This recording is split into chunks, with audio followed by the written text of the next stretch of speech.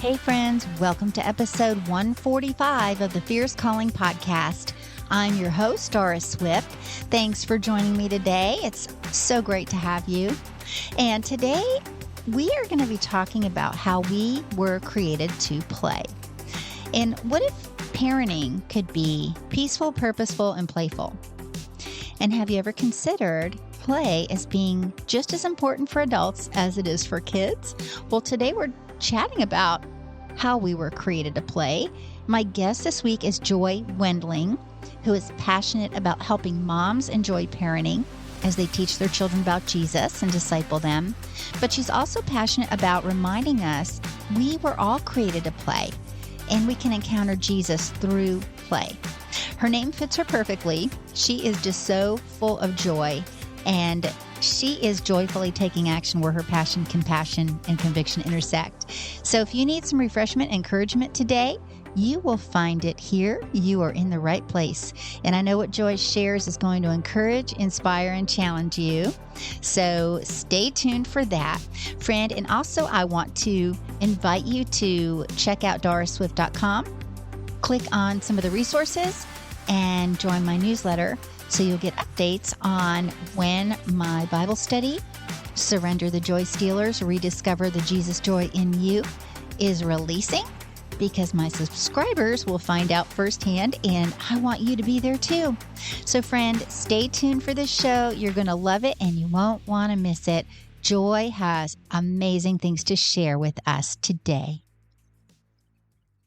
Do you want to go deeper in your faith even while you're on the go? No matter how busy the season you're in, Access More has a library of faith-based podcasts to help you grow spiritually. With podcasts from Christian thought leaders such as Christine Kane, Lisa Harper, Taryn Wells, and Bob Goff. You can hear podcasts on religion, culture, family, entertainment, and so much more. Access More gives you a safe space to find inspiring conversations about faith. Start listening today at accessmore.com or the Access More app. Thank you for listening to this episode that is part of the Spark Media Network that can now be heard on the Edify app.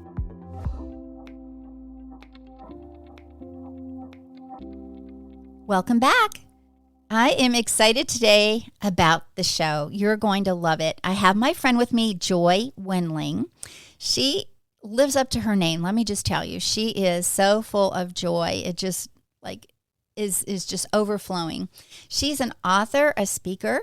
She's a parent coach and podcast host of Playfully Faithful Parenting. She founded Created to Play, and I love the tagline on her website. It says, "Play more, parent better, Christ-centered motherhood you can enjoy." But this episode is not just for mamas, although mamas, you will be blessed. But because we're all children of God, we were created to play. Right, Joy? All right. Absolutely. Well, welcome to the show. It's so great to have you. I'm excited to have you on today.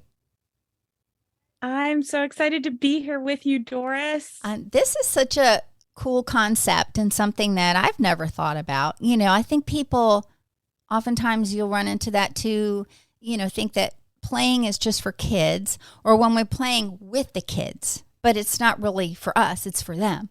But that's not true. So I would love if you would share a little bit about your story, how God laid this message on your heart, and where you're taking action, where your passion, compassion, and conviction intersect. Yes, I love that. I've been thinking of those words as I've been praying for our time together. And just since I met you, just those words and how God really does work powerfully when those things intersect. So I have always been a perfectionist and a rule follower. And so growing up, I knew who Jesus was, but for me, I only understood that it was part of the checklist of things to do to get into heaven was love Jesus, don't drink, don't smoke, all these things that I had this checklist in my head of things I had to do.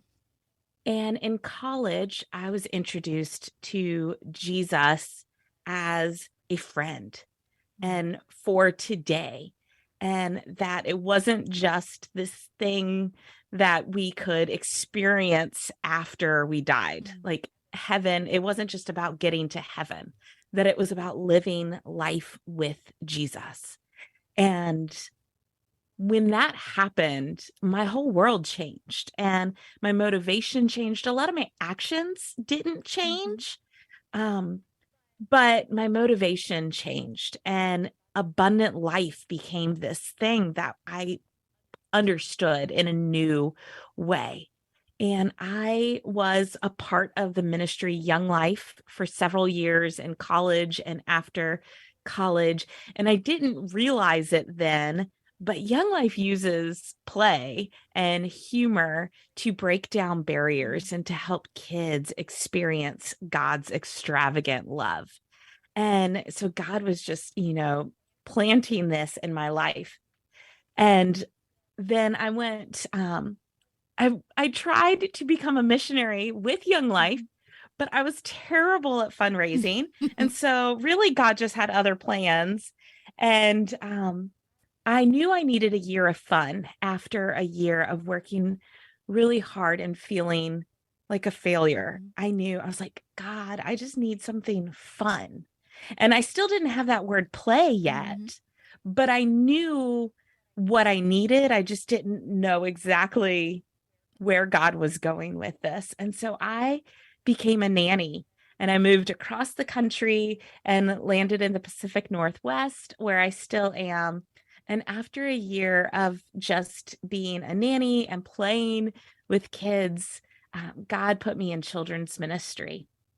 And that was where I started to be able to see ministry and play having really powerful impact on kids and teenagers and families as a whole when they were able to play together.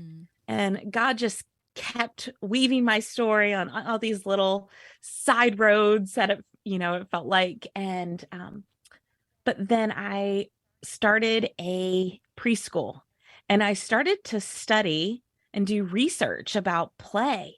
And I was like, this is amazing. People in early childhood understand the benefits of play for children. These benefits would help us teaching our kids about God too. And if we can teach our kids the ABCs and math concepts through play, what would happen if we paired that with our faith? Wow. And the more I started diving into that, the more I saw this isn't just for kids. This is for all of us. And I love how you tied it to all of us being children of God. But Christ offers us abundant life.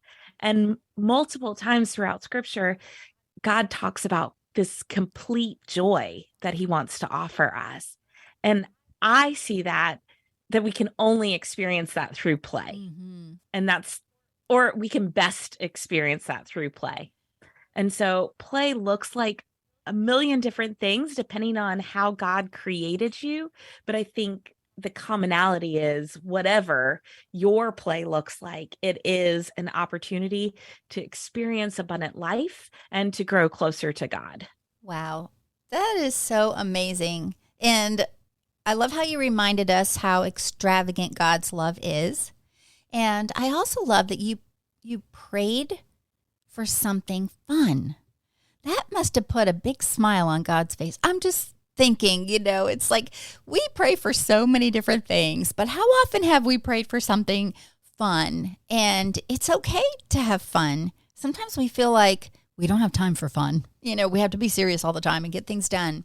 But I feel like it so ties into the message of rest and the message of, even Sabbath rest, of having something that you're doing that's enjoyable and fun, but also gets you into community, right?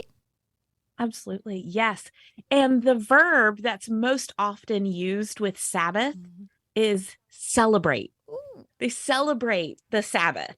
And I mean, think of all the festivals that God gave the Israelites. They were, most of them, I mean, there were a few that were about, kind of being more somber, but most of them were celebratory. Mhm. And celebration is a great way to play.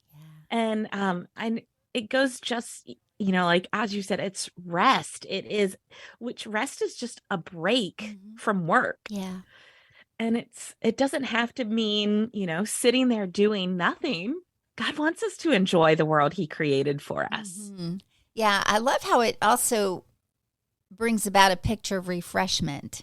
Usually when we play, we will kind of hold off on that until we have a holiday or go on a vacation. Then it's okay to play, but it's something that we could actually schedule in, right? That's important. So, how did this whole kind of created to play start coming to fruition? I was working at a church running the children's ministry and also a preschool that I had started at that church. And then I got pregnant with my fourth daughter. I now have 5 daughters, but at the time it was my fourth. And I was like, okay, God, it's time to go home. It's time to serve my family first and serve my family from my house. And, but I also had this heart for families and for moms, especially, and wanted to continue to serve them in some way. Mm-hmm. And I have a master's in youth, family, and culture from Fuller Seminary. And I had just graduated like a year and a half. And I was like, God, it would be really poor stewardship if I, spent all this time and money on a seminary degree. And then I just use it for my kids Mhm. because I know God can do so much more with it. And so I Yeah. asked God, what do you want me to do? How can I be home with my kids and still serve your mamas? And at the time, it was a blog. And so it started as a blog and then moved to mostly a podcast. And it has just been a beautiful way for God to allow me to serve and minister my kids and my family from home, but also feel like I am still serving the church, especially through the pandemic when, things didn't look the way they normally do. Mhm. I still got to have that privilege of serving others through pointing them to him. Nice. That is so precious. How it still was something that you continued to do and kind of surrendered your education and everything to the Lord. And he said, well, just because you're home doesn't mean you're not going to use it, right? So, and he is such a creative, and we're creatives because he's creative and he created us. And so, this whole thing, when I first heard you talking about it, I was like, tell me more. This is so good. Like, I'm trying to think, what do I do to play? I mean, I had the kids growing up, and then now I have grandkids, but just kind of playing something. I mean, I don't know. I really have to think about that. I'll have to say, I probably have an F- in the area of play. So I need to work on that. And I just think it's fun. Like I love games. Sometimes, you have the families that love to play games, and sometimes you have the families that don't love to play games. They don't want to play games. But my family usually loves to play games. We'll play board games, or, I love doing charades or Pictionary and all those kind of things. And so just having an opportunity to do that is really cool. And I always love to volunteer for VBS every year because I love serving in ministry like that with kids, but it's also fun for the adults. We're singing those songs in our heads for weeks after, right? Years sometimes, Yes. right? Right. They really stick. They're so cool, but it is fun to always do that. So do you have a specific thing that you enjoy doing when it comes to play? Well, for me, research is my favorite way to play. I love to learn. So I am always reading multiple books at a time and audiobooks and listening to podcasts and reading academic research papers. And that to me is just, it's fun and it's playful. And a lot of people don't see that as fun, but for me, that is a lot of fun. But my girls and I also love dance parties and baking and, those kinds of things as well. And I think anything that allows us to experience the goodness of God is play. So some days for me, I don't have a lot of time to do my own personal play. And I will just make a cup of tea and make sure that I still drink it while it's hot. And that can be play. And I call it micro play. And it's anything that takes like 30 seconds to 5 minutes, but just gives you that little boost of the goodness of God. All right. Well, that really clears a lot of things up. So thank you for explaining that, because I think I just went from an F- to an A, because I do, I enjoy that too, reading books, and I'm a learner also. So I love to research. We were just talking about that in the staff meeting earlier today at church, and talking about, different ways that we might grow closer to the Lord, and, different kind of spiritual things that we do. And I said, I really wish that I could have more time to do like an everyday deep dive. Sometimes we just don't have that every day where we can spend like 2 hours deep diving, into things. But that's what I really enjoy doing. So it's good to hear that play is not always what we think it is. Yes. And that is one of my favorite things when I talk to people about play and they have this idea of, oh, I'm not a good player. And then I help them to see this new way of looking at play. And they're like, oh, I do play. And I think when we understand that we're playing, it can even like boost the energy and the closeness that we can achieve with God from doing that practice. And I think especially with a lot of moms, because a lot of moms think, oh, my husband is the playful one. Because the dads, are on the ground wrestling more often and that kind of thing. But then I'm like, well, what about storytelling? Do you tell your kids stories? Oh, yeah, I tell my kids stories. That's play. And they're like, oh, and to see people light up with realizing I'm already doing this. And if I'm a little more intentional with it, I can grow closer to God through what I'm already doing. It's like so life-giving for me. Like, and I love seeing that spark in people. Yep.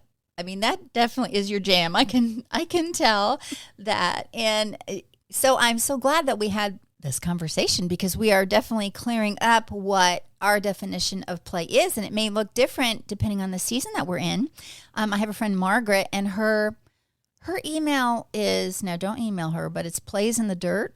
And it's so cute, but plays is like PLAZ or something. So, but it just reminds me that, people who love to garden or, do those kind of things. I'm not so much for me, but there are people who enjoy that and love to play in their garden. And you hear that term used with a lot of different things like that, like play in the garden or, so I've never really thought about that, but now we can think a little deeper about it because we were created to play. And you also help families with being able to disciple and discipline their kids through this concept, right? Could you tell us a little bit like about what that looks like? Yes. So, yes, I'm a parent coach certified through a ministry called Connected Families. And for the discipline part, when we are playful with our kids, it can bring power struggles down tremendously. And when we also are intentional to play with our kids one-on-one, and we give them some control in that play, like, we just say, oh, okay, like we're playing, say you're playing cars, and first you're going to the movies, but then they change their mind and you're going to the beach, and then they change their mind and you're going to the mountains. If every time you're just like, yes, yes, wherever they go, and giving them some control, that fills that need that kids have for control, because so much of kids' lives is do this, go there, do this, put these on, we're going here now, and they don't have a lot of control. So in play, we can offer them safe control, and then that can fill their little control bucket, and then it's easier for them to listen and hand over control in the things that matter. And they also feel loved, and they feel seen and delighted in. And when we, can, for me, I know that when I'm having a hard time, I like to put on a song, and it's this old country song, but my girls and I will put this on, and I am able to remember that I like my kids because sometimes I'm stressed out and trying to get out the door or trying to make breakfast or whatever it is. And I get overwhelmed, and I can forget that I like and delight in my kids. And playing with them in the moment reminds me of Zephaniah 3:17, of where God sings over us because he delights in us. And being able to play in that moment with my kids can bring me back to this place of, oh, yes, I delight in you. I like who you are. I like spending time with you. And I can lean into God for patience in this moment. And so play helps me, play helps them. And it also just builds those bonds and the connection that we have, which then makes discipline easier as well when they know that you love them and that they can trust you. Wow, that is so cool. And thinking about how you're describing it, it's like it softens our hearts toward one another, and toward God. We just like, it's an endearing kind of thing. And when we were saying earlier, giving the kids the ability to feel like they have some control over something in a play time, which then they might, so it probably helps when they have to yield to a parent's control of certain things that they have to follow, knowing that, well, when I play, I get to make the, choices, and I get to do this and that. So that's really an interesting and cool concept to think that through like that. I really like that a lot. And is that, because I know you just finished working on a manuscript, is that kind of where your book goes, or what? Tell us a little bit about your book. So this first book, I already have my second book in my head, and an outline, but the first book is more about communion. And so instead of discipline, the first book leans into discipleship and using play and that same concept of, as we play together, we grow closer together. If we play with God, then we will grow closer to God. And so it leans into the play for discipleship, and we look at communion from the Old Testament and all the way into today, and what God has offered to us through this simple meal of bread and wine, and the way that we can playfully and in our kids' language and in age-appropriate ways for them, invite them into the story of bread and wine that God invites us all into. That is really beautiful. And I just love how you have this next book in your head too, because it seems like it's going to be a series of disciplines that will like need a whole book on its own, to be able to share with other people. And so we can look out for that book coming out. And so I would love if you would share with a listener how they can connect with you and some of the things that they will find when they go to your website, which is createdtoplay.com. .com. Okay. Yeah. Tell us more about that, Joy, how they can connect with you there. So my website is for parents or church leaders who want to disciple and discipline their kids using play and connection. And so the website has lots of different opportunities. There is a blog with other ways to play and disciple your kids. It also can point you to the podcast, which is where most of my content is. There's recently I did a series on patience, which was so good, even for me. I mean, just the way God speaks to us. I know you have had this experience of the way God works in us as we, record these podcasts for others.